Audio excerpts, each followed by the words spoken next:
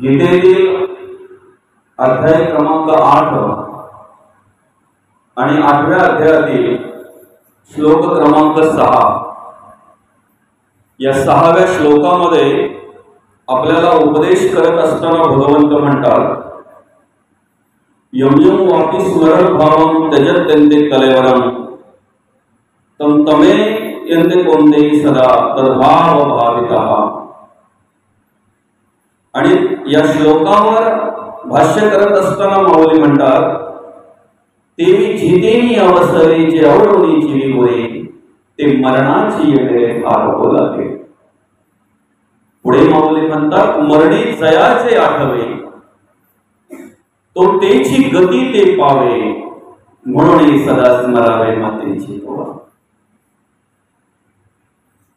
भगवंत म्हणतात, मनुष्य आपल्या आयुष्यामध्ये ज्याच्यावर प्रेम करतो, ज्याला जीव लावतो, ज्याला अपरस करतो, संतांच्या भाषेत सांगायचं म्हणजे माणसाच्या अंतःकरणामध्ये ज्याच्याविषयी ममत्व निर्माण होत आहे तेच त्याला शेवटच्या वेळेला आठवत असतंय। आणि जे माणसाला शेवटच्या वेळी आठवत आहे मरणोत्तर, त्याच वस्तूला तो मनुष्य प्राप्त होत असतो। आणि मग या ठिकाणी भगवंत म्हणतात की जर आपल्याला आपण आयुष्यभर ज्याला आठवतोय, ज्याच्यावर प्रेम करतोय, ज्याला जीव लावतोय, ते जर शेवटच्या वेळेला आपल्याला आठवत असेल आणि जे शेवटच्या वेळेला आपल्याला आठवतंय मरणोत्तर जर आपण त्यालाच प्राप्त होत असो, तेच जर आपल्याला प्राप्त होत असेल तर मग तेवी जितेनी अवसरे जे आवडूनी जीवी होय ते मरणाची ये मेरे फार बोलावे। मरणी जयाचे आठवे तो तेची गती ते पावे। मग भगवंत म्हणतात, म्हणून सदा स्मरावे मातेची तोवा। काय म्हणतात भगवंत? यासाठी अखंड भगवंताचं स्मरण करायचं आहे, यासाठी भगवंताला अखंड आठवायचं आहे। कशासाठी? शेवटचा दिवस गोड व्हावा, शेवटची वेळ, शेवटचा दिवस गोड व्हावा असं जर वाटत असेल तर त्यासाठी आपण काय केलं पाहिजे? अखंड आणि अखंड भगवंताचं स्मरण केलं पाहिजे, भगवंताला आठवलं पाहिजे। या श्लोकावर अर्थपूजा बांधण्याआधी, विवरण घेण्याआधी, चिंतन करण्याआधी ज्या निमित्ताने या ठिकाणी आपण ही प्रवचन सेवा आयोजित केलेली आहे, आपल्या या नडगाव कुंभारपाडा गावातील हे सोनावळे परिवार, आमचे मित्र गणेश दादा असतील, साईनाथ दादा असतील, छायाताई असतील, आमच्या मनीषाताई असतील, यांच्या मातोश्री हरिभक्त परायण वैकुंठवासी मीना हरिभाऊ सोनावळे आईसाहेबांचं मंगळवार दिनांक 25 जून रोजी अल्पशा आजाराने निधन झालं। आणि आज उत्तर रात्री निमित्त या ठिकाणी आपण त्यांची प्रवचन सेवा आयोजित केलेली आहे। आजचा 12वा दिवस, रात्रीचा दिवस, उत्तर रात्रीचा दिवस, आणि आज या निमित्ताने आपण या ठिकाणी ही प्रवचन सेवा आयोजित केलेली आहे। आम्ही भगवंताच्या चरणी ज्या ज्या वेळेला प्रार्थना करतोय की नाही, आम्ही देवाच्या जवळ जेव्हा जेव्हा हात सोडतोय की नाही, प्रत्येक मनुष्य प्रत्येक माणसाच्या विचाराप्रमाणे देवाकडे मागत असतो, प्रार्थना करत असतो, बरं का? प्रत्येक मनुष्य आपापल्या विचाराप्रमाणे देवाकडे मागत असतो। पण मी म्हणेन, परमार्थ करणारी जवळजवळ 80 ते 90% माणसं देवाकडे मागायचं असेल, देवाला हात जोडल्यानंतर, देवाचा चरण स्पर्श केल्यानंतर, देवाकडे ज्या वेळेला मागणीची वेळ येते त्यावेळेला जे मागायचं असेल ना, जे मागत असतील ना, त्या मागणीप्रमाणे आईसाहेबांचा मृत्यू झालेला आहे असं म्हणायला हरकत नाही, बरं का? आध्यात्मिक क्षेत्रातील माणसं, परमार्थ करणारी माणसं देवाकडे काय मागतात माहितीये का? देवा, जन्म आमच्या हातात नाहीये, मृत्यू आमच्या हातात नाहीये, आम्हाला आयुष्य किती असेल हेही आम्हाला माहिती नाहीये, पण चालता बोलता खाता पिता व्यवस्थित असताना तुझं भगवंता तुझं नामस्मरण करता करता जर मृत्यू आला तर माझ्यासारखा भाग्यवान कोणच नाही आहे. आपल्याला वाटतंय अशा माणसांना खूप आयुष्य मिळावं, उदंड आयुष्य मिळावं, पण हे आपल्या हातात नाहीये ना, म्हणून तर आपण म्हणतो ईश्वर सत्तेपुढे इलाज नाही. दुःख होणं साहजिकच आहे, कारण आई आई असते. आत्मा आणि ईश्वर या दोघांचं सामर्थ्य ज्या ठिकाणी एकवटलेलं आहे, आत्मा आणि ईश्वर या दोघांचंही दर्शन घेण्याचं एकमेव ठिकाण जर असेल तर ते ठिकाण आहे आई. बरं का? आई वडील माझे थोर काय सांगू त्यांचे उपकार, जीवनाच्या वाटेवरती आहे त्यांचा मला आधार. आज आमच्या महाराष्ट्रामध्ये पांडुरंग परमात्म्याचं जे दर्शन आम्हाला होतंय ना, युगे 28 विटेवरी उभा जे स्तवन आम्ही करतोय ना, याला कारण म्हणजेच आई वडिलांची सेवा आहे. कुंडलिका भीती परब्रह्म आले का. आई वडिलांच्या सेवेमध्ये तल्लीन व्हावं, रममाण व्हावं आई वडिलांच्या सेवेमध्ये. आणि आई वडिलांच्या सेवेमध्ये तल्लीन असताना, रममाण असताना पांडुरंग परमात्म्याने यावं, कुंडलिकाने वीट भिरकावी आणि सांगावं मी सेवेमध्ये तल्लीन झालेलो आहे, रममाण झालेलो आहे, या विटेवर उभे राहा. आज आई वडिलांच्या सेवेचं फळ आहे आमच्या महाराष्ट्रामध्ये, आमच्या हिंदुस्थानमध्ये. म्हणून आम्हाला या ठिकाणी पांडुरंग परमात्म्याचं दर्शन होत आहे. त्याच्याही पलीकडे सांगू का, देवाला सुद्धा आपण सांगू त्या ठिकाणी तिष्ठत उभं राहावं लागतंय, एवढं सामर्थ्य आई वडिलांच्या सेवेमध्ये आहे. आणि म्हणून आईसाहेबांचं जाणं हे निश्चित या सोनावळे परिवारासाठी मोठी दुःखद घटना आहे, मोठं दुःख आहे. मग आमचे गणेश दादा असतील, साईनाथ दादा असतील, छायाताई असतील, मनीषाताई असतील. त्यात विशेष म्हणजे सोनावळे परिवाराला सर्वांनाच दुःख झालं असेल, त्यांच्या सोना आहेत, नातवंड आहेत. पण सगळ्यात जास्त दुःख जर असेल तर माझ्या बाबांना. साधारणतः आईचं वय किती असेल? 65. जर आईचं वय 65 असेल तर कमीत कमी त्यांच्या संसाराला कमीत कमी 45 वर्ष झाले असतील. बाबांच्या संसाराला गेली 45 वर्ष एकमेकाच्या सुखदुःखामध्ये सहभागी झाले, एकमेकाचा आधार म्हणून जगले, एकमेकाला आधार त्यांनी दिला. कधीही दोघंही एकमेकाचा अवहेर केलेला नाही.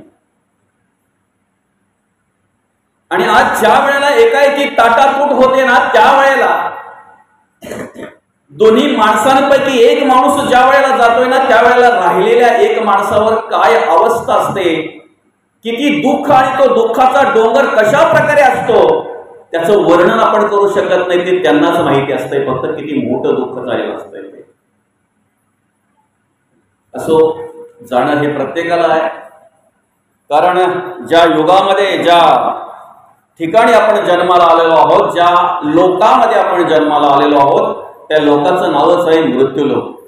ते दष्टम तद नष्टम. मौलिकच्या भाषेत सांगायचं म्हणजे उपजेते नासे आणि नासे ते पुनरपी दिसे, हे घटिका यंत्र तैसे परिभ्रमे का. आणि अशा प्रकारे जाणं तर प्रत्येकाला आहे, पण जाताना माणसाने कसं जावं याचा उदाहरण, याचा उल्लेख, याचं मार्गदर्शन या श्लोकामध्ये भगवंताने या ठिकाणी दिलेला आहे. जन्म कुठे व्हावा, कसा व्हावा हे आमच्या हातात नाही आहे. कुठल्या घरात जन्म व्हावा हे आमच्या हातात नाहीये. पण ज्या घरात जन्म झालेला आहे त्या घराचं स्मशान करायचं की त्या घराचं मंदिर करायचं हे मात्र निश्चित आमच्या हातात आहे. जन्म मृत्यू जरी आमच्या हातात नसला तरी जन्म आणि मृत्यू याच्या मधलं जे आयुष्य आहे ते आयुष्य मात्र आमच्या हातात आहे.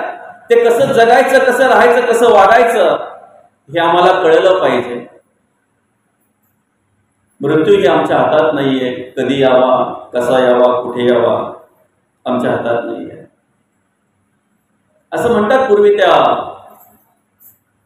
मोठे जे महात्मे आहेत, मोठे जे साधू आहेत त्यांना ते मृत्यू वगैरे कधी येतो ना ते आपोआप समजत असतंय. तेवढ्या स्थितीला आपण पोचायला मुश्किल आहे बरं का. साधूंची गोष्ट आहे ती. साधू जे असतात ना, मोठे महात्मे जे असतात ना बाबा, त्यांना मृत्यू काही काळ आधी समजत असतो. आलं का लक्षात?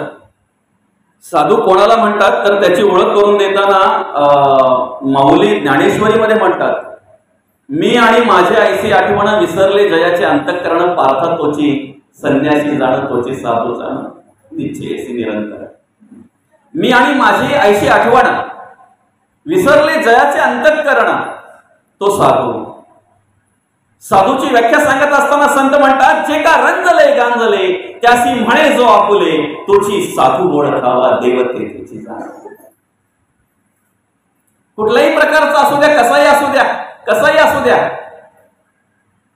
जो शरण आलेला आहे ना त्याला उद्धाराचा मार्ग जो सांगतोय त्याला साधू म्हणतात. कोणाचाही अवैर करत नाही, कोणाचाही द्वेष करत नाही, कोणाचाही तिरस्कार करत नाही, त्याला साधू म्हणतात. देवाशी एकरूप जो झालेला आहे ना, जिथे द्वैत भाव उरलेला नाही, बरं का, जिथे देहबुद्धी उरलेली नाही, द्वैत भाव उरलेला नाही, देहातीत जो झालेला आहे, ज्याला विधेय स्थिती प्राप्त झालेली आहे. विधेय स्थिती म्हणजे या ठिकाणी कार्य करत असताना उदासीनता, उदासीन वृत्ती ज्याच्या पिंडामध्ये अंतःकरणामध्ये निर्माण झालेली आहे. संसाराविषयी उदासीनता, प्रपंचाविषयी उदासीनता, ज्याच्या अंतःकरणामध्ये माया नाहीये, द्वेष नाहीये, अंधश्रद्धा नाहीये, अज्ञान नाहीये, आत्मज्ञानाची प्राप्ती होऊन देवाशी एकरूपच जो झालेला आहे ना, जीवशिव ऐक्य ज्या ठिकाणी झालेला आहे त्याला साधू म्हणतात, त्याला संत म्हणतात. आणि अशा साधू पुरुषाला असं म्हणतात की काही काळ आधी मृत्यू समजत असतो. ती एक गोष्ट आलेली बघा शास्त्रामध्ये. व्यासांचे 4 शिष्य, पहिलं जैमिनी, वैशंपायन आणि सुमंतू, बरं का. ह्या 4 शिष्यांपैकी वैशंपायन जो शिष्य आहे ना त्याला जन्मजय राजा विचारतात. जन्मजय राजा विचारतात की मी असं असं ऐकलेलं आहे, साधू पुरुषांना काही काळ आधी मृत्यू समजतोय, संत पुरुषांना काही काळ आधी मृत्यू समजतोय, पण तो ओळखायचा कसा, समजायचा कसा. छान सांगितलंय बघा त्या ठिकाणी त्यांनी. आपण फक्त ऐकायचंय, ती क्रिया कधी करून पाहिजे नाही. त्या स्थितीला जर तुम्ही असेल तर क्रिया करायला हरकत नाही, बरं का. आपण जर साधू असाल, आपण जर संत असाल तर मग ती क्रिया पाहायला हरकत नाही. काय सांगितलंय माहितीये का,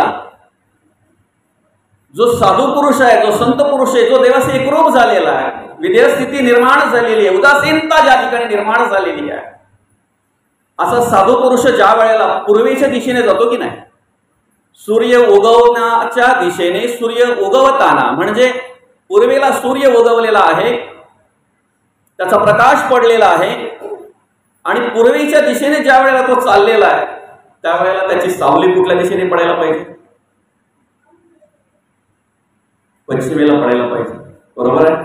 पश्चिमेला पडायला पाहिजे, कारण सूर्य उगवताय, उगवण्याच्या दिशेने तो चाललेला आहे, सावली मागच्या बाजूला पश्चिमेला पडायला पाहिजे. पण दक्षिणेला जर पडली असेल तर समजायचं 6 महिन्यावर मृत्यू आहे. काय सांगितलंय, दक्षिणेला जर पडली असेल तर समजायचं 6 महिन्यावर मृत्यू आहे. त्याच्या पुढे सांगत असताना काय सांगितलं माहितीये की ज्या वेळेला आपण आंघोळ करतोय त्यावेळेला पाणी जेव्हा आपण डोक्यावरून घेतोय की नाही त्यावेळेला डोक्यावरून खांद्यावरून पाणी घेत असताना सगळं शरीर भिजतंय पण खांदे भिजत नाही. सगळं शरीर भिजतंय पण खांदे भिजत नाही. समजा तो 3 महिन्यावर आलाय, बरं का. ज्या वेळेला आपण एखाद्या नदीच्या किनारी जातो त्यावेळेला आपलं प्रतिबिंब आपण त्या पाण्यामध्ये पाहतो. सगळं धड दिसतंय पण शिर दिसत नाही. समजा 1 महिन्यावर आलाय, बरं का. त्याच्या पुढे जाऊन सांगतात ते कानामध्ये बोट घातल्यानंतर आपलाच नाद आपल्याला ऐकायला येतोय बघा. घट्ट अशी कानामध्ये बोट घातली की आपलाच नाद आपल्याला असा आवाज येतोय, आपला नाद आपल्याला ऐकायला येतोय. ज्या दिवशी यायचा बंद होईल ना समजायचा 9 दिवसावर आलाय, 9 दिवसावर आलाय. सूर्याकडे बघितल्यानंतर आपण ज्या वेळेला डोळे चोळतोय आणि सूर्याच्या तेजाकडे बघितल्यानंतर अशी चक्र चक्र दिसतात बघा, डोळे चोळल्यानंतर न दिसता समजाचा 7 दिवसावर आलाय. भुवया जर आपल्या डोळ्यांना आपल्या जर दिसल्या नाही तर समजाचा 5 दिवसात 3 दिवसावर आलाय बरं का. आणि त्याच्या पुढे सांगितलेलं आहे, नासागरीचे अग्र न देखता नयने म्हणा तेची दिने रामकृष्ण हरी. आपल्या दोन्ही डोळ्याने नाकाचा शेंडा आपल्याला दिसतोय, ज्या दिवशी दिसणार नाही रामकृष्ण हरी म्हणायला हरकत नाही बरं का. श्लोक काय आहे, यम यम वापी स्मरण भावम तजत्यंते कलेवरंतम तमेवेंती कोणते सदा तद्भाव भाविता. हा आणि या श्लोकावर भाष्य करत असताना माऊली म्हणतात, तेवी जितेनी अवसरे जे आवडोनी जीवी बुरे ते मरणाची मेरे फार हो लागे. आणि मरणी जया जे आठवे तो तेची गती ते पावे म्हणून सदा स्मरावे मातेची तू आहे. आपला विषय कोणाचा आता माहितीये का? साधू पुरुषांचा, संत पुरुषांचा. साधू कसा ओळखावा, साधूची लक्षणं काय ती आपण बघितली बरं का. ज्याचा कोणाशी नाता नाही, ज्याचा बँकेत खाता नाही आणि जो एका जागेवर राहता नाही त्याला साधू म्हणतात. नदीत थांबणारी स्टॉप झालेली चांगली वाटते पाहायला की वाहती नदी चांगली वाटते पाहायला? बघा ना, एकदा काय पूर आला की ही गर्दी नाही नुसती पाहायला, कारण नदी वाहती चांगली वाटते पाहायला. तसंच साधू फिरणारा चांगला वाटतो बरं का. एका जागेवर बसणारा साधू चांगला वाटत नाही, साधू फिरणारा चांगला वाटतो. जोपर्यंत ताकद आहे ना, शक्ती आहे ना, बळ आहे ना, तोपर्यंत साधू पुरुषाने चालत राहावं, फिरत राहावं. कधी नडगाव तर कधी कडवली, कधी उशीर तर कधी कल्याण तर कधी ठाणा तर कधी अजून मुरबाड तर कधी कुठे. बाबा चालत राहावं साधूने, बरोबर आहे की ना. ही साधूची लक्षणं आहेत. म्हणजे आपण आतापर्यंत जो विचार केला तो कोणाचा विचार केला? साधूचा. मग त्याच्यामध्ये आपण बसतोय का पहिले बघा बरं का.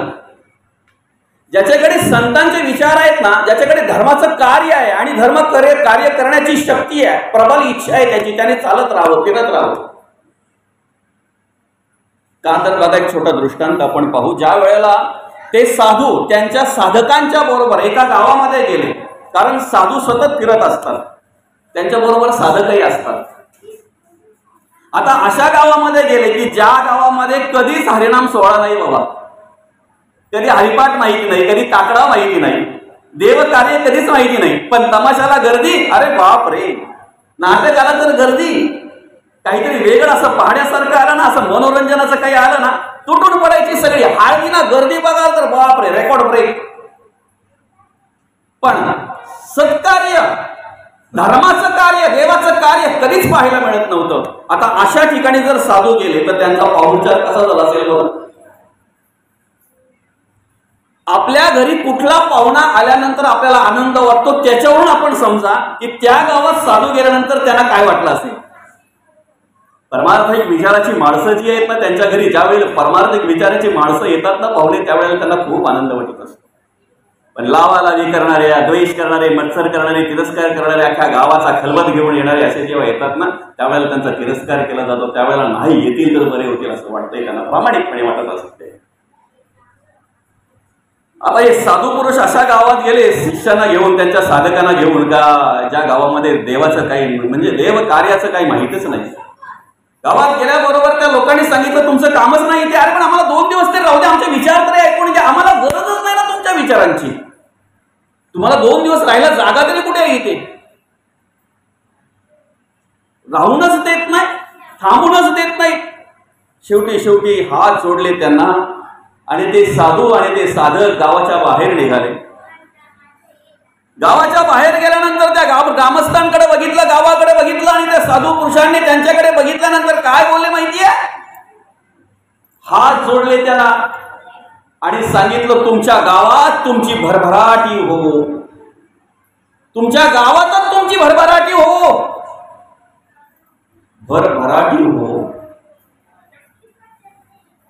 निघता निघता पुढच्या गावामध्ये गेले, अशा गावामध्ये गेले की आपल्या कुंभारपाड्यासारखं गाव होतं, नडगाव सारखं गाव होतं. हरिनाम सोहळे आहे की नाही, सप्ते, काकडा, अगदी हरिपाठ आणि परमार्थिक माणसं, खूप परमार्थिक माणसं अशी मस्त 2-2, 3-3 मंदिरं आहे की नाही, देवाचे मंदिरं. म्हणजे राहायला काही जागेला त्यांना तोटच नाही ना. कधी हनुमंताच्या मंदिरात, कधी गोरोबा काकांच्या मंदिरात अजून कधी कुठल्या मंदिरामध्ये, असं अगदी मस्त. आणि आवडीची माणसं, सगळी माणसं आग्रह करायची, महाराज आमच्याकडे चला बरं का. मस्त अगदी 2 दिवस सत्संग झाला त्या ठिकाणी. सगळ्या अगदी कीर्तन काय, प्रवचन काय काय काय काय काय अगदी मस्त तो उपक्रम झाला त्यांचा. पंचपक्वान्नाचं जेवण पाहिजे त्या वेळेला, नाश्ता पाहिजे त्या वेळेला, एक्स्ट्रा उलट यायचा, महाराज आमच्याकडे चला. अरे पण आताच नाश्ता केला आहे की ना. आता गाव सोडाच्या वेळेला साधू निघाले, पण शिष्यांच्या जीवावर आला. का तर त्यांनी बघितलं महाराज अशी जागा आपल्याला पुढे कुठे भेटेल असं वाटत नाही. 3-3, 4-4 टाइम नाश्ता, 2-2, 3-3 वेळा जेवण व्यवस्थित आहे की नाही, आवडीची माणसं सगळी, पाहिजे तशी व्यवस्था. तेव्हा त्या महाराजांनी सांगितलं, दादा साधू चालताना शोभून दिसतो रे. नदी जशी वाहताना शोभून दिसते की नाही, तसा साधू चालताना शोभून दिसतो. आणि म्हणून काय झालं, गावाच्या बाहेर पडले, गावाकडे बघितलं, त्या ग्रामस्थांना हात जोडले आणि तेवढ्यात ते साधू काय बोलले माहितीये का, ग्रामस्थांकडे बघून, तुमचा गाव ओसो पडो. काय बोलले, तुमचा गाव ओस पडो. आणि हे बोलल्याबरोबर या साधकांच्या अंगाचे शहारे उभे राहिले. आतल्या आत वाटला साधू आहे म्हणून काही बोलू शकत नाही, पण राहवतच नाही. म्हणून काही अंतरावर गेल्यानंतर त्या साधकांनी विचारलं, बाबा ज्या गावामध्ये आपली व्यवस्था झाली ना, ज्या गावाल्यांनी आपल्याला राहू दिलं नाही, ज्या गावाल्यांनी आपल्याला स्वीकारलं नाही, त्या गावाच्या बाहेर पडल्यानंतर तुम्ही सांगितलं तुमच्या गावातच तुमची भरभराटी हो. आणि ज्या गावामध्ये आपली सगळी काही व्यवस्था झाली, त्या गावातून बाहेर पडता पडता त्यांना तुम्ही असं म्हणालं की तुमचा गाव ओसो पडो. हे आम्हाला पटलं नाही, हे आम्हाला पटलं नाही. आणि मग तेव्हा त्या साधूने सांगितलं त्या साधकांना, दादा दुष्ट विचाराची माणसं जी असतात ना, नास्तिक विचाराची माणसं जी असतात ना, धर्माच्या कार्याला विरोध करणारी माणसं जी असतात ना, ती गावाच्या काय घराच्या बाहेर नाही पडतील तरच बरं आहे. कारण जिथं जातील तिथं गाव नासवतील, ज्या घरात जातील ते घर नासवतील. म्हणून त्यांना सांगितलं तुमच्या गावातच तुमची भरभराटी हो बरं का. आणि जे चांगले विचाराची माणसं आहे, जी संतांच्या विचाराची माणसं आहेत, जी धर्म कार्याची आवड ज्यांना आहे अशी माणसं आहेत, अशी माणसं गावात नाही राहतील तर बरी आहेत. त्यांनी गाव सोडावं. कारण ज्या गावात जातील, ज्या घरात जातील ना, त्या घरामध्ये आणि त्या गावामध्ये परमार्थ उभा केल्याशिवाय राहणार नाही, मात्र निश्चित आहे. म्हणून त्यांचा गाव ओस पडो का, त्यांनी गाव सोडावं, दुसऱ्या गावात जावं. जसं त्यांनी त्यांच्या गावामध्ये परमार्थ सुरू केलेलं आहे की नाही, जसं त्यांनी त्यांच्या गावामध्ये धर्माचं कार्य करतायत की नाही, तसं इतर गावातही जाऊन त्यांनी त्या धर्माचा विचारांचा प्रसार करावा, संतांच्या विचाराचा प्रचार करावा. आणि अशी माणसं ज्या वेळेला गावातून बाहेर पडतात, त्यावेळेला जिथे जातात तिथे परमार्थिक विचार निर्माण करत असतात, धर्माचे संस्कार आणि धर्माची संस्कृती निर्माण करत असतात. आपला विषय काय माहिती आहे का, 6 महिने, 3 महिने, 1 महिने, 9 दिवस, 7 दिवस, 5 दिवस आणि 1 दिवस. काय नासागरीचे अग्र न देखता नैली म्हणा त्याची दिली रामकृष्ण आले. हा विषय कोणाचा होता माऊली, साधूचा, बरोबर आहे, संतांचा. मग आपला विषय काय, आपल्याला तर मागं पुढं बघून कधी सावली इकडे तिकडे पडताना कधी दिसत नाही. आपली सावली आपल्याजवळ राहत नाही कधी कधी बरं का. आपला विषय एकच आहे. आणि जो आपला विषय आहे ना, तो या श्लोकामध्ये भगवंताने सांगितलेला आहे. या श्लोकामध्ये आपल्या विषयाची ओळख माऊलींनी करून दिलेली आहे. जन्मतारीख प्रत्येकाला माहिती आहे, जन्मतारीख प्रत्येकाची प्रत्येकाला माहिती आहे, मृत्यूची तारीख कोणालाही माहिती नाही आहे बरं का. त्याच्याही पुढे जाऊन सांगू का, प्रत्येक जण येताना शरीर घेऊन आलेला आहे. आलो तेव्हा नाव नव्हतं आपल्याला, येताना फक्त शरीर होतं, नाव नव्हतं.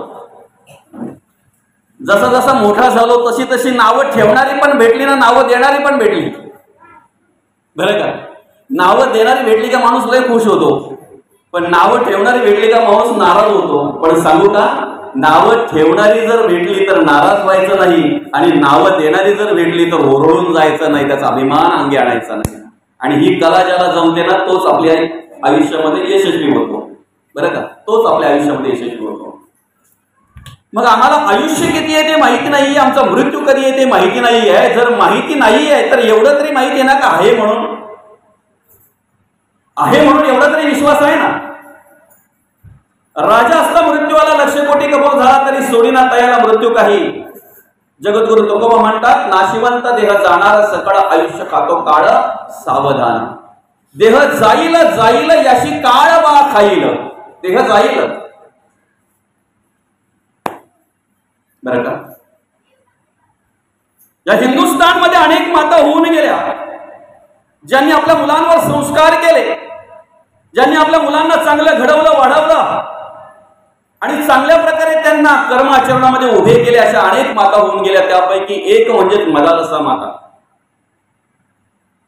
देह नाशिवंत आहे याच्यावर आपला विषय चालू आहे. त्या मदालसा माता त्या पालण्यात ठेवलेल्या मुलांना उपदेश करतायत, आणि उपदेश करताना पालण्यातल्या मुलाला सांगतायत. किती मोठा असेल पालण्यातला मुलगा, पण त्याला सांगतायत, हा देह नाशिवंत मलमूत्राचा बाधा, वरी चर्म घातले रे कृमी कीटकांचा सांगा. रव रव दुर्गंधी रे अमंगळ तिचा वादा, स्मरे त्या हरिहरा शरण जाई गोविंदा. हे श्लोकाचं वर्म आहे. काय सांगितलंय?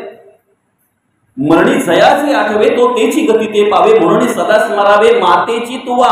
म्हणून तू मला स्मरण कर, म्हणून तू माझं स्मरण कर. देव म्हणतात, भगवंत म्हणतात. इथे मदालसा माता काय सांगतात? हा देह नाशिवंत मलमूत्राचा वादा, वरी चर्म घातले रे कृमी कीटकांचा सांगा. रव रव दुर्गंधी रे अमंगळ तिचा वादा, स्मरे त्या हरिहरा शरण जाई गोविंदा. पुढे म्हणतायत, या देहाचा भरवसा पुत्र न धरावा ऐसा, माझे माझे म्हणून या बहु दुःखाचा वळसा. बहुत ठगिले मृग जळाच्या आशा, तृष्णा सांडुनिया योगी गेले वनवासा.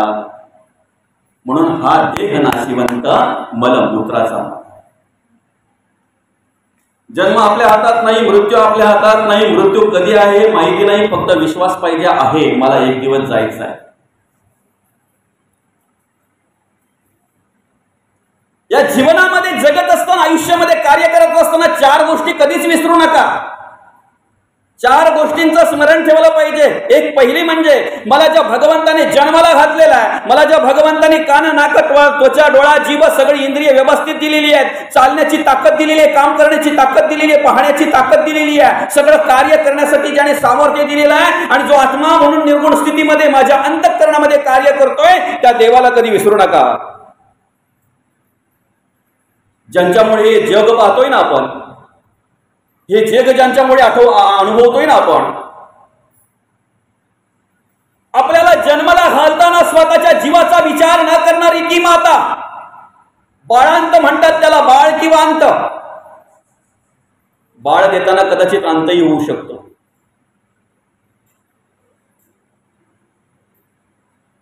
आपल्याला सांभाळणारा तो बाप, आपल्यावर संस्कार करणारा तो बाप.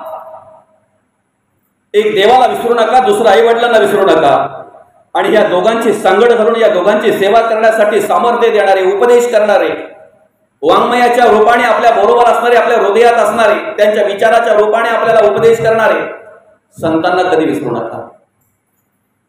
एक म्हणजे भगवंत, दुसरे म्हणजे आई वडील, तिसरे म्हणजे संत, आणि चौथा मला मृत्यू आहे हे कधी विसरू नका. मला जायचं आहे हे कधी विसरू नका. देह जाईल जाईल याची काळ पाखाय. या दष्टम तद नष्टम, जे दिसतंय ते नसतं. आणि हे स्मरणात ठेवून आपण कार्य केलं पाहिजे. मला जायचंय, मला मृत्यू आहे, एवढा विश्वास जर तुमचा असेल ना, तर प्रत्येक वेळेला आपण भगवंताचं स्मरण केलं पाहिजे, नामस्मरण केलं पाहिजे. कारण मृत्यूची तारीख मला माहिती नाहीये. घटका गेली, पळे गेली, तास वाजे ठणाणा, आयुष्याचा नाश होतोय, रामकार्य म्हणा. किती दिवस गेले, किती वर्ष गेली, किती वर्ष लोटली, किती बाकी आहेत आम्हाला माहित नाही आहे. जो श्वास आहे आज तो माझा आहे, उद्याचा असेल सांगू शकत नाही. रात्रीच्या वेळी आम्ही डोळे मिटवून ज्या वेळेला झोपतोय की नाही, सकाळचा सूर्य आम्ही पाहूच एवढी गॅरंटी सुद्धा आम्हाला नाही आहे. मग अखंड आणि अखंड भगवंताचं नामस्मरण करायला हवं. कारण या कलियुगामध्ये आहे ना, ह्या कलियुगामध्ये माणसाचा उद्धार करून घेण्याचा एकमेव साधा आणि सोपा मार्ग जर असेल ना, तर तो म्हणजेच नामस्मरण. बरं, बाकीचे सगळे जे मार्ग आहेत ना ते परतंत्र्यात आहेत, दुसऱ्याच्यावर आधारित आहेत. योग याग विधी येणे नोये सिद्धी. अहो, आर्थिक असेल तुमच्याकडे बळ तर तुम्ही पूजा घालू शकता. मांत्रिक असेल तर तुम्ही होम हवन करू शकता. दुसऱ्यावर अवलंबून आहेत सगळे. त्यातही तुम्हाला पुण्य मिळेल असं नाही. काही वेळेला उपाधी निर्माण होते, अभिमान निर्माण होतो, अहंकार निर्माण होतो आणि बोलतो सुद्धा. आमच्या गावामध्ये अनेक लोकांकडे पूजा होतात, पण आपल्यासारखी पूजा कोण बोलतोय? हा याला नेमकं टिपताला पाहिजे. हा बोलतोय कोण? आपल्यासारखी पूजा. आपण देवाच्या बाबतीत कधीच काही कमी पाडत नाही, कधीच नाही. आपल्या घरात सुगंधी अगरबत्तीच भेटणार, आपल्या घरात तुपाचाच दिवा भेटणार. हार असे छोटे छोटे असे लहान हार आम्ही कधी आणतच नाही. अरे बोलतोय कोण? यानेच तर रावणाला मारलं ना. रावणाला मारलं कोणी? अहंकाराने. आणि मग हा बोलतोय हा कोण आहे? बरं, कशाचा असावा माणसाचा अहंकार? कशाचा असावा माणसाला? परमार्थ करणाऱ्या माणसाला मी परमार्थिक आहे, मी देवाचा भक्त आहे सांगायला लाज वाटावी.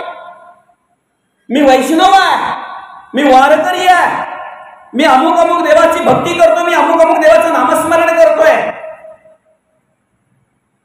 अरे, वाईट कर्म करणाऱ्याला जर ते सांगायला लाज वाटत नाही, तर आम्ही सत्य कर्म करतोय, चांगली कर्म करतोय, धर्माचं कार्य करतोय, का लाजावं आम्ही? का सांगू नये आम्ही? तो अधिकार आम्हाला संतांनी दिलेला आहे. तो अधिकार आम्हाला संतांनी दिलेला आहे. म्हणून इतर कोणतेही मार्ग जरी आपण बघितले ना, तरी सगळे परतंत्र्यामध्ये आहेत, दुसऱ्यावर अवलंबून आहेत. बरं का? तुम्हाला नामस्मरण करायचं असेल तर किती पैसे तुमच्या खिशात पाहिजेत साधारणतः? नामस्मरण जर करायचं असेल तर किती पैसे असतील तर तुम्ही नामस्मरण करू शकता? जगद्गुरु तुकोबा म्हणतात, नाम घेता न लगे मोल, नाम मंत्र नाही खोल.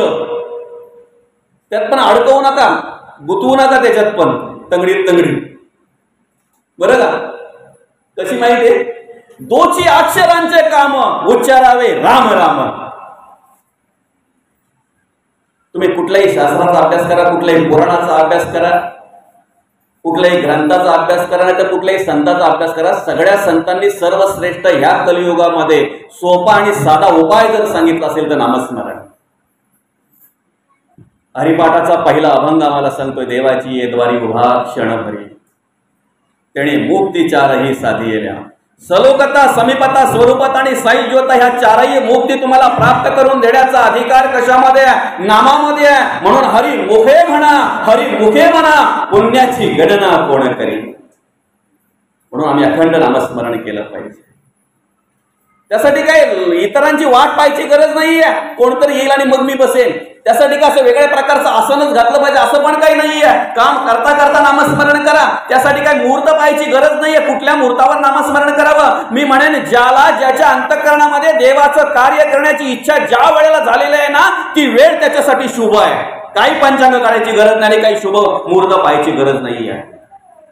संत आम्हाला सांगतात, काळ वेळ नाम उच्चारिता नाही, दोन्ही पक्ष पाहिजे. पण आम्ही शास्त्र जर जास्त वाचले ना माऊली, नाना शास्त्रे पठ्य लोक नाना दैवत पूजनम, पण आत्मज्ञान विने पार्था सर्व कर्म निरर्थकम. तुम्ही जेवढे शास्त्र वाचाल, तुम्ही जेवढी पुराण वाचाल, तुम्ही जेवढा अभ्यास कराल, तेवढा तुमच्या अंतःकरणामध्ये भ्रम निर्माण झाल्याशिवाय राहणार नाही. भ्रम निर्माण होणार. त्या भ्रमाचं निरसन करण्याचं सामर्थ्य फक्त आत्मज्ञानामध्ये आहे. ते आत्मज्ञान कशाला म्हणतात? एक साधी व्याख्या संतांनी सांगितलेलं आहे. ऐक ज्ञानाचे लक्षण, ज्ञान म्हणजे आत्मज्ञान. मग कशाला म्हणतात? पाहावे आपणासी आपण तयानाव ज्ञान. किती सोपं आहे ना, किती सोपं आहे. मी काय करतो हे मला शोधता आलं की त्याला ज्ञान म्हणतात. दुसऱ्याला सांगणं याला ज्ञान म्हणत नाही. प्रवचन करणं, कीर्तन करणं, जगापुढे ओरडून सांगणं याला ज्ञान म्हणत नाही. हा प्रचार झाला, हे संतांचं एक कार्य करायचं म्हणून झालं. इथे दोघांना पगार सारखाच आहे. उलट अर्थी जर ह्याच्याकडे अभिमान आला, अहंकार आला, मला ज्ञान आहे, मला मस्त बोलता येतं, मला मस्त सांगता येतं, तर कदाचित याला काही भेटणार नाही. ऐकणाऱ्याला जे मिळू शकते ते याला मिळणार नाही. बरं का? नामाचा उच्चार करणारा स्पष्ट उच्चार करतो, त्याला जे सामर्थ्य मिळतंय ना, बोबड्या बोलणाऱ्याला सुद्धा तेच सामर्थ्य मिळतंय. स्पष्ट मांडलंय. ज्याला तोडका मोडका उच्चार करता येत असेल ना, त्यालाही तेच सामर्थ्य मिळतंय. म्हणून तुम्ही निवांत बसून, तुम्हाला वेळ मिळाल्यानंतर देवाच्या पुढ्यात बसून जे नामस्मरण करताय त्याला जे सामर्थ्य आहे, शेतामध्ये राब राब राबताना काम करणाऱ्याला सुद्धा तेच सामर्थ्य भगवंत देतोय, यात मात्र शंका नाही. दोघांना सारखंच सामर्थ्य आहे. फक्त ते आम्ही अंतःकरणपूर्वक केलं पाहिजे. नामस्मरण लोकांना दाखवायला नको. कारण परमार्थ हा मिरवायचा नाही माऊली, मुरवायचा आहे. आणि ज्याला मुरवायला जमलं ना, त्याचा उद्धार झाला, त्याने उद्धार करून घेतला. अंतःकरणापासून पाहिजे. हे जे अंतःकरणाची जागा आहे ना, नाभिस्थानी आहे. बरोबर आहे की नाही बाबा? अंतःकरणाची जागा नाभिस्थानी आहे. पंचकरण जे आहे ना, अंतःकरण मन बुद्धी चित्त आणि अहंकार. कार्य घडण्याच्या आधी, प्रत्येक कार्य घडण्याच्या आधी पहिला विचार माणसाच्या अंतःकरणामध्ये येत असतो. आईच्या गर्भात असताना आपला नाक बंद होता दादा, आपलं तोंड बंद होतं, पण आईच्या गर्भात असताना आपल्याला श्वासही दिला, ऑक्सिजन मिळालं. आई जो ऑक्सिजन घेते ना, तो श्वास घेते ना, त्यातला अर्ध बाळाला देते. बरं का? आई जे खाते ना, त्यातलंच अन्न बाळाला दिलं जात आहे. कशाच्या द्वारे? नाभीच्या द्वारे. नाभीच्या द्वारे. आजही आपल्याला वाटतंय माझी बेंब जी आहे ना, ती बंद आहे, पण तिथून कार्य चालू आहे दादा, तिथून कार्य चालू आहे. नाभिस्थानी अंतःकरण आहे. बरं का? प्राण, अपान, व्यान, उदान आणि समान या पंच प्राणांपैकी समान वायू त्या ठिकाणी आहे. चारही पाचही वायूला एक एक जागा दिलेली आहे बघा. सर्वांगी व्यान, गुदी अपान, कंठी उदान, मुखी नाशिकी प्राण, नाभी समान आहे. समान वायू नाभी ठिकाणी आहे. चार वाचा ज्या आहेत की नाही, परा, पच्छंती, मध्यमाणी, वैखरी, मुख्य वाचा जी आहे ती नाभीच्या ठिकाणी आहे. परा. आणि 6 चक्र जे सांगितलेत की नाही, मूलाधार चक्र, स्वाधिष्ठान चक्र, मणिपूर चक्र, विशुद्धी आणि आज्ञा. त्यापैकी स्वाधिष्ठान जे आहे ते त्या ठिकाणी आहे. बरं का? ती जागा त्या ठिकाणी आहे त्याची. आणि म्हणून अंतःकरणाला महत्व आहे. आपण अंतःकरणापासून जे कार्य करतोय ना, ते देवापर्यंत पोहोचलं जात आहे. आम्ही अंतःकरणापासून, परे वाचेपासून जे नामस्मरण करतोय ना, परा, पच्छंती, मध्यमा आणि मग वैखरी. नाभिस्थानी उन्मेष वृत्ती, तेची परा जाणे जे श्रोती. ध्वनी रूप पच्छंती हृदयी वसे, कंठापासून नाद झाला मध्यमा वाचा बोली जे त्याला. उच्चार होता अक्षराला वैखरी बोलीचे. आमच्या मुखातून राम हा शब्द तेव्हाच येईल ज्या वेळेला आमच्या अंतःकरणामध्ये राम आहे याची जाणीव असेल तेव्हा. म्हणजे कुठलीही गोष्ट आम्ही पहिले अंतःकरणामध्ये उभी केली पाहिजे.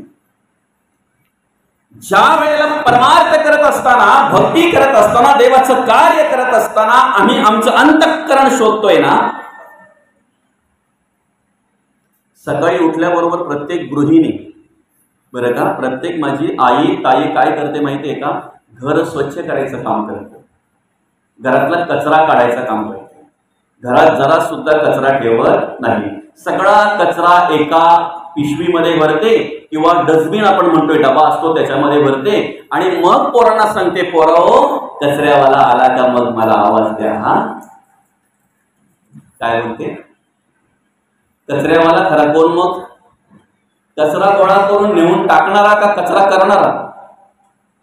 कचऱ्यावाला कोण? पण आम्ही काय बोलतो, कचऱ्यावाला आला का आपल्याला आवाज दे म्हणून. अरे तुमचा कचरा नेऊन टाकतात ते कसले कचऱ्यावाले? कचऱ्यावाले आपण. आपला विषय काय माहितीये का? आम्ही जसं सकाळी उठल्याबरोबर द्वेषाने, मत्सराने, तिरस्काराने तो कचरा बाहेर काढतो की नाही, की नको आमच्या घरामध्ये, आमच्या घरात घाण होते या कचऱ्याने, तेवढीच काळजी जर आम्ही अंतःकरण स्वच्छ करण्यासाठी जर घेतली ना, त्याच पद्धतीने जर आम्ही आमच्या अंतःकरणातला आणि मनातला कचरा जर काढला तर आमचं जीवन सुंदर झाल्याशिवाय राहणार नाही, आमचं आयुष्य सुंदर झाल्याशिवाय राहणार नाही. मात्र निश्चित आहे, पण तेवढा विचार आम्ही करत नाही. आम्ही विचार तेवढा करत नाही. मग काय होतंय माहितीये का? भगवंताचं विस्मरण होतंय, नामस्मरण न घडल्यामुळे देवबुद्धीच्या अधीन होतो, मायेच्या अधीन होतो आणि माणसाची अवस्था अशी होते की माणूस स्वतःला स्वतः बांधून घेतो. माऊली बरं का, कोणीही बांधत नाही त्याला, कोणी बांधत नाही, स्वतःला स्वतः बांधून घेतो.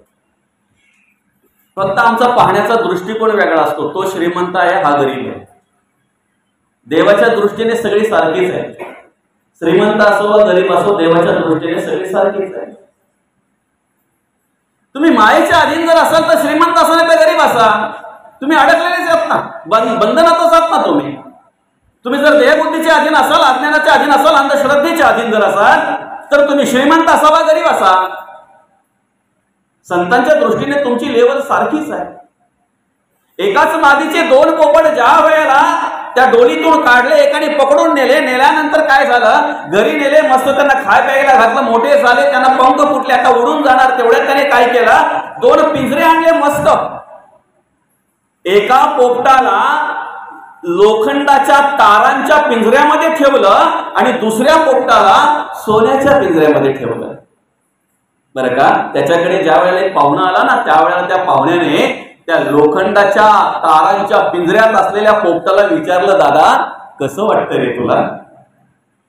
त्यावेळेला तो बोलतो, अरे मी स्वतंत्र होतो रे, आज मला पंख आलेले, मी स्वतः उडलो असतो, फिरलो असतो संपूर्ण, कुठे या झाडावरून त्या झाडावर, पाहिजे ते फळ खाल्लं असतं, पाहिजे तसा विहार केला असता. आकाशामध्ये उडण्याची वेळ माझी आणि या पिंजऱ्यामध्ये मला डांबून ठेवलंय, एक पिंजऱ्यामध्ये डांबून ठेवलंय, कसं वाटेल मला सांगा. बरं, मग त्या पाहुण्याला वाटलं की हा लोखंडाच्या पिंजऱ्यात आहे म्हणून नाराज आहे. सोन्याच्या पिंजऱ्यातल्या पोपटाला विचारलं, तुला कसं वाटतंय? तो म्हणतो, पिंजरा सोन्याचा असू द्या नाही तर लोखंडाचा असू द्या, शेवटी गुंतलेलोच आहे ना, शेवटी बंदिस्तच आहे ना. तसं माणसाचं आहे. आकाशी झेप घेरे पाखरा, सोडी सोन्याचा पिंजरा. हा सोन्याचा पिंजरा सोडण्याची बुद्धी ज्याला निर्माण झाली ना, तेवढी पॉवर ज्याच्याकडे आली ना, की ज्या वेळेला सोडायची वेळ येईल त्यावेळेला भगवंत मी सोडायला तयार आहे. समजा आपण परमार्थ करण्याचं सार्थक झालं. बरं का, काही 6 महिन्यामध्ये आपली काय म्हणतात तिला, सावली पाहायची गरज नाही, कुठे पडली होती. 3 महिन्यामध्ये आपले काही खांदे चेक करायची गरज नाही. बरं का, जे काय असेल ते काही गरज नाहीये. ज्या वेळेला वेळ येईल त्या वेळेला आम्हाला हा सोन्याचा पिंजरा सोडता आला पाहिजे. का? तुझं पंख दिले देवाने, कर विहार सामर्थ्याने. अरे ते सामर्थ्य तुला दिलेलं आहे ना, का कोणाची वाट पाहतोय तू? अमुक येईल ना मग मला सोडवेल, तमुक येईल ना मग मला सोडवेल. जर बंदिस्त स्वतः झालेला आहे, स्वतः जर कोंडवून घेतलेला आहे, सोडवण्यासाठी कोण येणार आहे आणि कोण सोडवणार आहे तुला? म्हणून तर जगद्गुरु तुकोबा म्हणतात, नको नको मना गुंतू माया जाळी, काळ आला जवळी ग्रासावया. काळाची एवढी पडेल बा जेव्हा, सोडविना तेव्हा माय बाप, सोडविना बंधू पाठीची बहीण स्टेजेची कामीन दुर्गा. सोडविना राजा देशीचा चौधरी, आणि सोयरी भरी बनी. कोण सोडवणार आहे मग? आपल्या डोक्यावर जर ओझं असेल तर, जर आपल्याला जड झालं ना तर आपला मुलगा घेईल, आपली मुलगी घेईल, ते डोक्यावरचं ओझं कमी करेल. पण तुम्ही जे कर्म करताय ना, पाप असो वा पुण्य असो, पाप किंवा पुण्य तुमची कर्म तुम्हालाच फेडायला लागणार आहे, त्याला वाटेकरी कोणीच नाही. आणि हे ज्या वेळेला त्या वाल्या कोणाला कळलं ना, साष्टांग नमस्कार घातला नारद मुनींना. आता मला उद्धाराचा मार्ग सांगा. फक्त केलेल्या कर्माचा पश्चाताप झाला पाहिजे, बस. आपला उद्धार जर करायचा असेल ना, आपल्याला जर मोकळं व्हायचं असेल ना, तर केलेल्या कर्माचा पश्चाताप झाला पाहिजे. ज्या दिवशी आम्हाला केलेल्या कर्माचा पश्चाताप होतो त्याच वेळेला आम्हाला घडणाऱ्या कर्माची अर्थातच उपरती निर्माण होते. आणि ज्या वेळेला आमच्या अंतःकरणामध्ये घडणाऱ्या कर्माची उपरती निर्माण होते त्यावेळेला आम्ही मोकळे झालो जातो, आम्हाला सुटण्याचा मार्ग मिळतो. विचारलं आता माझा उद्धार कशाने होईल? सांगितलं रामाचं नामस्मरण कर. राम नाम. राम नाही बोलता येत, बोलतो मरा पटकन बोलता येत, चालेल ना. मरा मरा मरा मरा मरा मरा राम राम झालं. सुरुवात बघा कशी केली त्याने. मरा मरा मरा मरा राम राम राम राम. मरा मरा करता करता राम राम कधी झालं त्यालाही कळलं नाही बरं का. म्हणून ऋषी होते थोडं थोडं बहुती केला कवित्व विचार परी वाल्मिका सारखा कवीश्वरानं भूतो न भविष्यती. पूर्वी केली दुष्ट कर्मे परी पावन झाला नाम नामे नाम जपता जुडणे मे पुण्य सीमा सांडले. वाल्मिकी जे ते तप केले ते वन पुण्य पावन झाले. उपराटे नाम जपता वाचे पर्वत फुटले पापाचे. ध्वज उभारिले पुण्याचे ब्रह्मांडावरून ते. आधी रामायण लिहिलं आणि मग त्या पद्धतीने भगवान श्रीरामांना कार्य करावं लागलेलं आहे. श्रीरामप्रभूंना कार्य करावं लागेल. म्हणून कर्माचा विचार आहे, ज्ञानाचा नाही बरं का. तुम्ही किती ज्ञानी आहात, तुम्ही किती पंडित आहात, उलट अर्थी पंडित ना लवकर गुंतला जातो. ज्ञानी माणूस आहे ना त्याच्याकडे लवकर अभिमान येतो, अहंकार येतो. जेवढं तुम्ही नम्रतेने राहाल ना, जेवढे नम्र राहाल ना, खरं तर परमार्थिक माणसाचा पहिला अलंकार जर असेल ना तर नम्रता बरं का. एखादा बोलला मी मोठ्या बापाचा, हो बाबा तू मोठ्या बापाचाच आहेस. अहो असेल तर संतांनी कार्य केलं म्हणून तर ते आज राहिले. वाद घालत जर बसले असते, विवाद करत जर बसले असते, आलं का लक्षात, तर त्यांची कीर्ती राहिली नसते. हात जोडायचा बाजूला व्हायचा. आपल्याला माहिती आहे ना सत्य काय असत्य काय. फक्त एवढंच, परमार्थ करत असताना नम्रता हा पहिला अलंकार आहे, पहिली पायरी आहे. त्या पद्धतीने आपल्याला राहता आलं पाहिजे. आणि कर्म महत्वाची आहेत. आपण काय करतोय हे जी थोर भक्ती आवडते देवा, संकल्पावी माया संसाराची. ठेवी अनंते तैसीची राहावी, चेत्या असू द्यावे समान.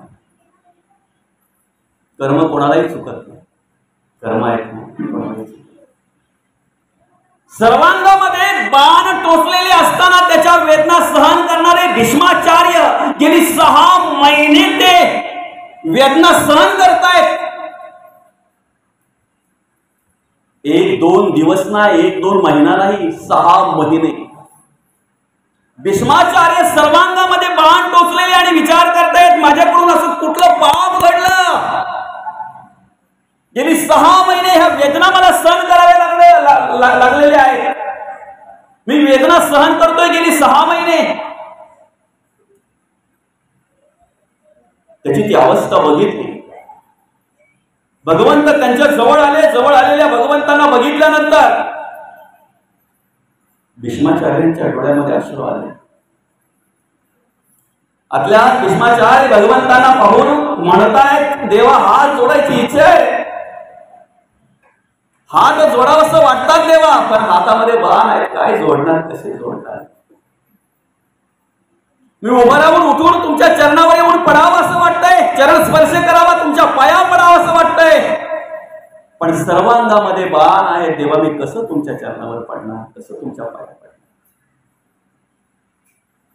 आणि मग भीष्माचार्य विचारतायत देवा आयुष्यात कधीच काही पाप कर्म केली नाहीत रे, कधीच कुठल्या प्रकारची पापबुद्धी झाली नाही रे, मग तरी सुद्धा मला गेली 6 महिने या वेदना भोगाव्या लागलेल्या आहेत. 6 महिने. भगवंत म्हणतात आठव, देव म्हणतात आठव बरं का. आणि संपूर्ण आयुष्याचा पढा बघितल्यानंतर, संपूर्ण जीवन चालना केल्यानंतर, एकदा रस्त्यात जात असताना म्हणे सरडा आडवा आला. तो सरडा बाणाने उडवला, जाऊन काट्याच्या कुंपणावर पडला. फक्त 6 पल, किती? 6 पल त्या वेदना त्या सरड्याला झाल्या आणि 6 पलाची शिक्षा 6 महिने बाण टोचून त्या वेदना सहन कराव्या लागलेल्या आहेत. किती? 6 पल.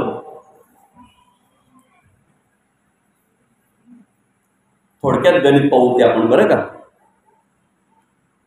6 पलिका विपल, 6 विपल तेव्हा 1 पल, 60 विपल तेव्हा 1 पल, 60 विपल तेव्हा 1 पल, 60 पल तेव्हा 1 घटका, 60 घटका तेव्हा 1 दिवस, म्हणजे 2.5 घटकेचा 1 तास. 60 घटका तेव्हा 1 दिवस. आता घड्याळ आलाय. पहिले लोक काय करायचे माहिती आहे का? नुसता कौल जर असेल ना, फुटलेला कौल, त्याच्यातून येणारा सूर्याचा प्रकाश कुठं पडला? या ठिकाणी लादी बिदी नव्हती, जमिनीवर कुठे इथं अमुकच वाढले असतील, एवढा अंदाज होता त्यावेळेला, आहे की नाही? आता आम्ही घड्याळाकडे बघतो, पण हा घड्याळ सुद्धा तेच सांगतोय. फक्त तो विषय असा आहे की 2.5 घटका तेव्हा 1 तास झाला, बरं का? 60 घटका तेव्हा 1 दिवस, असे 7 दिवस तेव्हा 1 सप्ताह, 4 सप्ते तेव्हा 1 महिना, 2 पक्ष, शुक्ल पक्ष आणि कृष्ण पक्ष 15 दिवसाचा, त्यापैकी 2 पक्ष तेव्हा 1 महिना, असे 2 महिने तेव्हा 1 आयन, 3 आयन तेव्हा आपला 2 महिने तेव्हा 1 ऋतू, 3 ऋतू तेव्हा 1 आयन, उत्तरायण आणि दक्षिणायन, ज्या वेळेला 2 आयन तेव्हा 1 वर्ष, असे 12 वर्षे तेव्हा 1 तप, 25 वर्षे तेव्हा रौप्य महोत्सव, 50 वर्षे तेव्हा सुवर्ण महोत्सव, 75 वर्षे तेव्हा अमृत महोत्सव. आता 100 पार करणार केलेला जर कोणी इथं असेल तर पुढे जातो. कोणी आहे? 100 पार केलेला कोणी आहे का इथे? आजी आजोबांपैकी कोण नाही? पुढे जायची काही गरज नाही. आपल्याला फक्त एवढाच विषय आहे की 6 पल जर सरड्याने त्या वेदना भोगल्या तर त्याचा परिणाम, त्याचा फटका, त्याचं फळ जर 6 महिने वेदना जर सहन कराव्या लागल्या असतील कोणाला? भीष्माचार्यांसारख्या. आम्ही काय करतो एवढा फक्त विचार करायचा. म्हणून श्लोकामध्ये परत परत भगवंत आम्हाला काय सांगतात माहितीये का? यम यम भावी स्मरण भावम त्यजत्यन्ते कलवरम तम तमे वेंते कोणते सदा तर भाव भाविताः. म्हणून भगवंत म्हणतात ह्या नको त्या उठाडीवी करण्यापेक्षा अखंड माझं नामस्मरण करा. मरणी जयाचे आठवे तो तेची गती ते पावे, म्हणून सदा स्मरावे मातेची तो. भगवंताच्या स्मरणामध्ये, भगवंताच्या नामस्मरणामध्ये सगळ्यात जास्त सामर्थ्य आहे.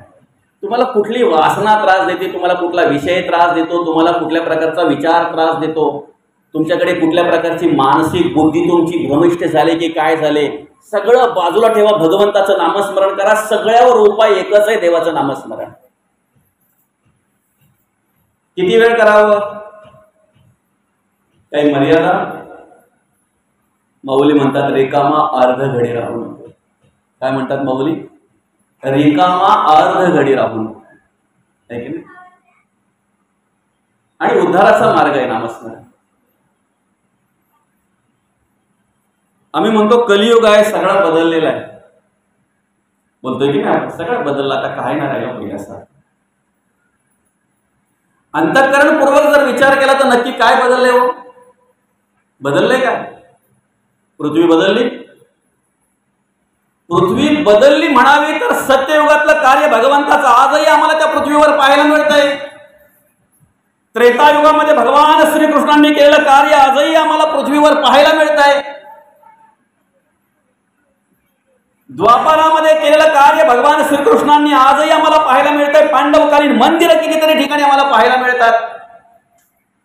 जर कृताचं, त्रेताचं, द्वापाराचं कार्य जर आम्हाला पृथ्वीवर आजही पाहायला मिळत असेल तर पृथ्वी बदललेली नाही.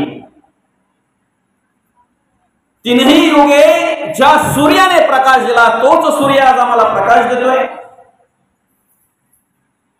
ज्या आकाशाच्या छायेमध्ये तिन्ही युगामध्ये कार्य केला त्यांनी आज तोच आकाश आम्हाला छाया देतोय. पृथ्वी, आप, तेज, वायू, आकाश, पंचभूत जर बदलली नाही तर बदललं ते नेमकं काय? आम्ही म्हणतो युग बदललं, कलियुग आलं. साहजिकच एखाद्याला प्रश्न पडणार, कबाड कष्ट करून, घाम करून, मेहनत करून ज्यांनी आपला संसार सांभाळलेला आहे, अनेक प्रसंगाने पण खचलेला आहे, अनेक संकट आली पण मागे सरले नाहीत. आयुष्यामध्ये अनेक काही अशा गोष्टी घडल्या पण नीती कधी सोडली नाही, न्याय कधी सोडला नाही, धर्म कधी सोडला नाही. धर्माने जगले, नीतीने जगले. आईला आईच बोलला, ताईला